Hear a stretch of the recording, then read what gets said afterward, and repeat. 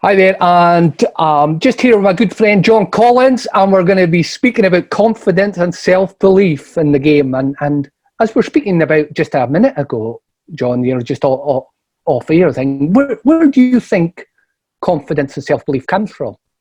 Where would you say? Well, I can speak from a personal point of view. People have always asked the question to me, where do you get confidence from? I think confidence comes from being prepared, 100% prepared in every angle, every aspect of your profession, from a footballer's point of view. Now, what is prepared? You've got a game on Saturday. The preparation starts on the Sunday or the Monday. Have you done everything, every minute of every day to prepare for that Saturday 90 minutes to get confidence? Now, what gives you confidence? Knowing you're the fittest you can be, right? That's your first target as a professional footballer, stroke athlete, combined, because that's what you are. You're an athlete and a footballer rolled into one. Technical, physical machine, that's your target. So have you trained properly all week, done your extra, done work on your weaknesses? If you're a little bit weaker on your right foot, have you done extra work?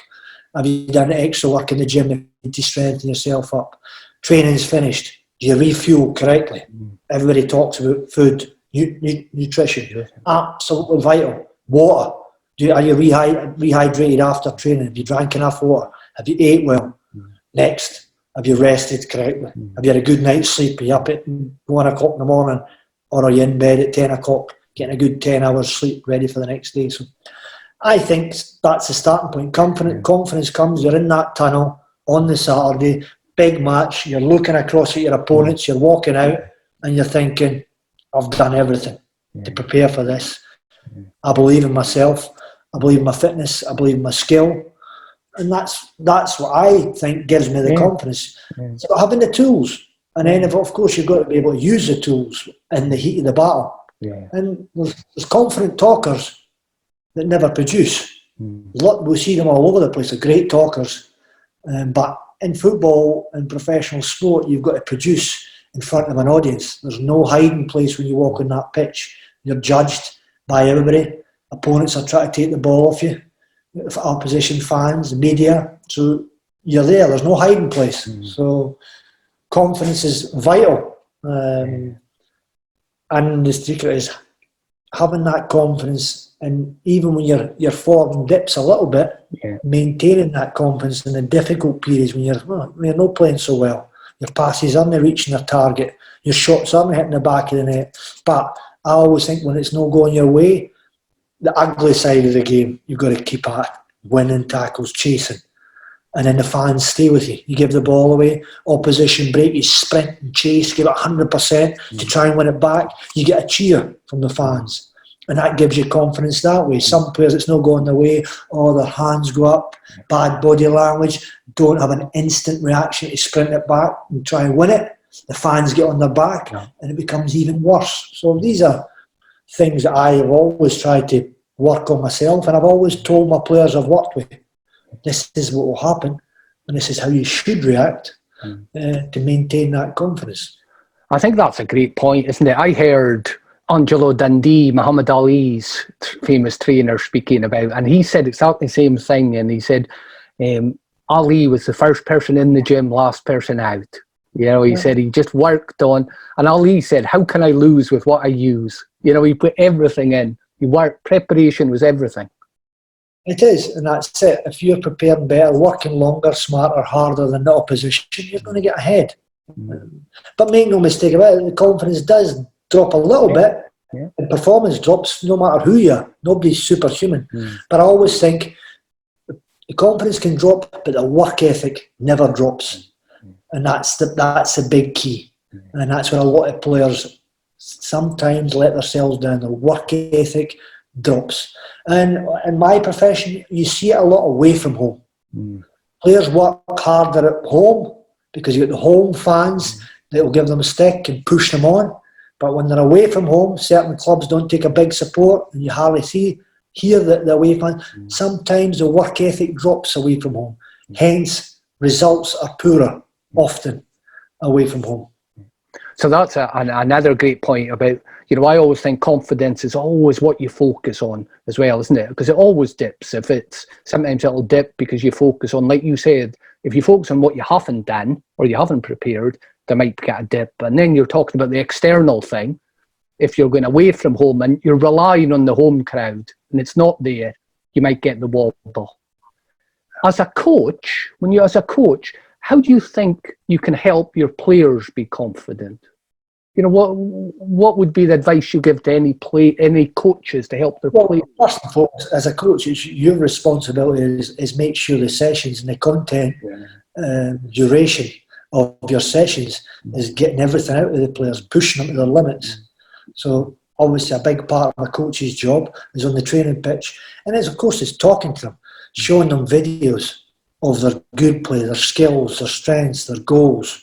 And then you've got to talk to them about their weaknesses, what they've got to work on. And I think you've got to get that balance right when you're showing players videos, individual videos, one-on-one in your office. I often do it, cut parts of games up and speak to players and say, there's a group of good things you did, and here's the other things that weren't so good. And I always ask the players, what do you see in that situation? Why did you make that pass? Why did you not make that pass? Was your reaction good enough to try and win it back? And I think showing players the images of the good and the not so good, I think it's a great help for them to analyse themselves, but knowing that they've got the confidence in me behind them, the coach, they've got to know that the coach trusts them, is there to help them and to push them. And I think players react to that. When they watch themselves on video, it's a great tool for a coach and a manager. A video, there's no hiding in a live video. And it's important players see it. And it's important to see the good and the not so good. Yeah. Sometimes players love seeing themselves scoring goals and making goals, but they don't like when they've made a bad pass, or they haven't released the ball quick enough for their teammate, or they've been too greedy, shooting from a bad angle when they should never have shot. That's all part of the learning process when you watch something, because the good thing about football, you go straight back onto the training pitch the next day. And you don't just have to wait till the next match. It's the next training session. You get to work on these little weaknesses you've got. No, just a match. You've got to work Monday to Friday to put it right, and then it happens on the Saturday.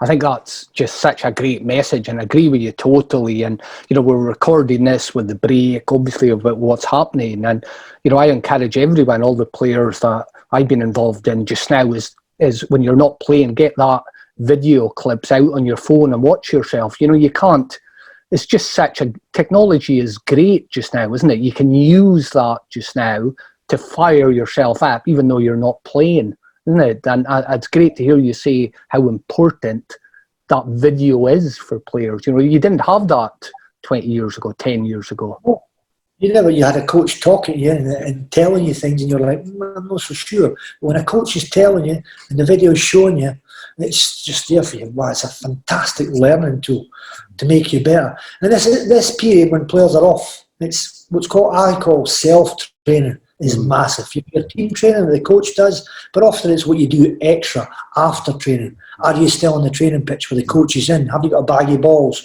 Have you asked the goalkeeper to stay out? Have you asked the winger to do some crosses for you into the box? Are you a defender? Have you asked the midfielders to clip it onto your chest, to take it to the side, play a pass with your right foot, take it on your chest, play with the right foot? Simple, basic football execution, what happens in a game, and working it without a coach. You've got to, sometimes players have got to think, I'm going to be my own coach. What am I not good at? A centre half. Why am I constantly heading the ball away? How many times can I arch my back, take it on the chest and play a pass to the fullback, make me a much better player rather than heading it or win your duels? Well, if nobody's jumping with you, can you not take a step back, take it on your chest and keep the ball? All of a sudden you become a better central defender. Your rate of ball retention doubles. Often ask defenders under pressure, how often do you give the ball away? Do you check? Do you have somebody in the crowd, your family, counting how many times you give a ball away in a game? How many times you take it on your chest and retain possession? Details, statistics, numbers. I always like going on numbers. Numbers are good, but a lot of players, they just play the game and they forget, or some coaches are lazy. They don't have each individual player tagged How do you need to improve? What do you need to do to get better? Your right foot, your left foot, taking on your chest, winning headers. And just now, everybody's at home. So the question is, who's doing the work on their weaknesses and their strengths? In the garden, with a ball, working on the right foot. If you're a left footer, just all you need is a wall. All you need is a wall and a bit of space to clip it 50 times, up your laces, clip it against a wall 100 times a day. All this time, and your first touch when it comes back to you, so you're working on your passing, you're working your first touch control. Is your first touch control the right, left, or behind? I always say there's five first touch controls direction you have to work on as a football player. The ball comes to you on your feet, you take it right, you take it left, you take it straight forward, or you take it back behind you. That's it. There's 5 touches. Every single Premier League player just now can be working on that themselves hundreds of times a day, and they're going to come back better players first touch. Some are a little weaker physically. Great opportunity to work on your upper body strength, your size, your power, knowing that you've got to get a rest day the next day if you want. So players should be getting bigger and stronger during this time and better. But some will be doing it. Some will be doing it. The ones that have got, as we always talk about, the growth mindset. Yeah. How do I get better? What do I need to do to get better? Always asking that question in the mirror. The mirror. Yeah. That's where you ask your question. That's where you've got to be honest. I was talking about that. You know, you're saying the decisions you make. I've seen your videos in the garden for the curve, and that's what really strikes me. You know, when you're doing the touches, John, because I think what you were speaking about earlier, isn't it? Work rate is one thing we can always control. Anyone, you know, that's within your control. But one thing I've noticed, certainly watching you play and doing the curve drills you're doing, your attention to detail on the ball and your foot is so precise, isn't it? Have you always had that attention to detail? I think I don't know if I've always had it, but I know, and I've known from a young age. It's about the details that makes the difference. I was always told if you do something, you do it right. You do it 100%. And you're not going to be great at it straight away. Nobody becomes great over a short period. But you improve every single day if you put in the touches, especially when it comes to ball mastery, change of direction, moves. Again, you're working yourself with the ball. Nobody's judging you. No, you're just judging yourself. And the judgment comes when all of a sudden you've been working in the garden with that ball at your feet, and all of a sudden you produce it in a game. And you create a bit of space, and you play a killer pass, and it's a goal. That's when the feeling comes. You know what? All that work in the garden, just me and the ball, pays off. And I think that if there's something I would try and push towards players, professional players, is start spending a little bit more time home training yourself rather than depending at the training ground. Because everybody's got a garden. Most players have a garden. If you know a garden, you've got a bit of car park in front of you, but you'll be surprised how very few professional football players will touch a ball away from the training. But they should. I think you're a 24-hour football player, not just an hour and a half or a 2-hour football player at the training ground. And the beauty of playing with the ball in tight situations, the curve of the ball mastery is you can do it in a tight situation. You can do it in front of your television at night. And I think that's where we can get better as a nation, as players. Sometimes we just think, it's just the forwards that have to have that. Rubbish. Defenders need ball mastery, change of directions to get themselves out of a sticky situation, a tight situation. And that's where the confidence comes, knowing that I've got the tools, I'm being pressed in a tight situation, players coming out from all angles, and I've got the tools to get out of that situation. It's the greatest feeling in the world. Being able to know that I want pressed. I want to be pressed in a tight situation because I'm going to get it past them, and the game's going to open up after that. So clubs, directors of football, academy directors, everybody associated with the clubs, can we develop more skillful, creative football players? And the answer is yes. And the question is, do we have to get better? Of course we've got to get better. Quality, ball mastery work, training on the pitch, and of course gym work and fitness work, speed work, because it's a combination of everything. And as I spoke a little bit in the video, we have to teach young kids from a young age good habits. As I say, scanning. They've got to understand skills here, but up here, the brain, the eyes, you've got to be scanning, looking for space, opponents, teammates. Too often I see players, their heads there, but the best players and the best teams throughout the world, their heads are constantly. Too often I go to Scottish games and I see heads, maybe that, and I see players up against opponents the whole game. Everybody's matched up. There's no moving in between players to receive it. So we've got to teach moving, receiving in between players. And when you watch the best teams in the world, the Paris Saint-Germain, the Barcelonas, the Manchester City, sometimes you don't see hardly a tackle, or you don't see a lot of contact because the players move, receive it in between players. That's what we've got to constantly teach our young players from a very young age.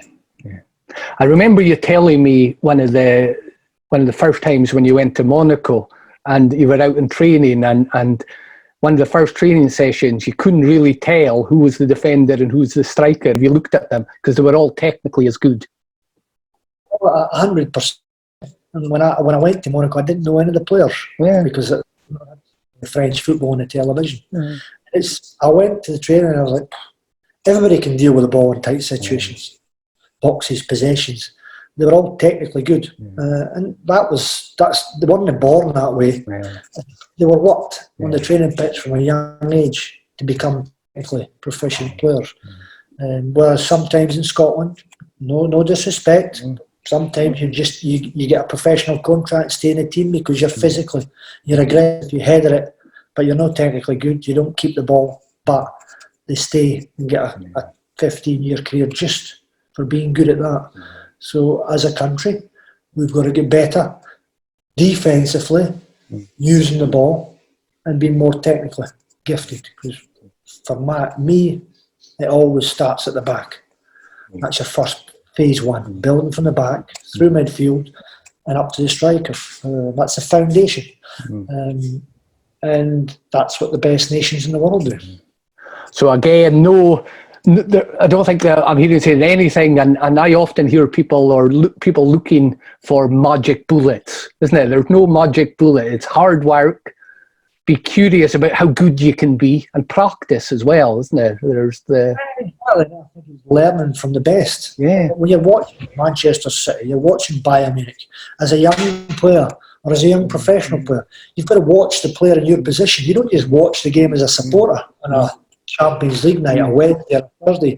You're watching them as a student of the game, trying to learn from the masters in your position, how they move, where they receive it, how they receive it, when do they release it, watch their heads, as I keep telling you. Again, coaches, academy directors, you've got to be pushing your players. Make sure you're watching that Bayern Munich Chelsea game tonight. I'm going to be asking you about it in the morning. I'm going to be asking about the player that plays in your position. What did you notice about?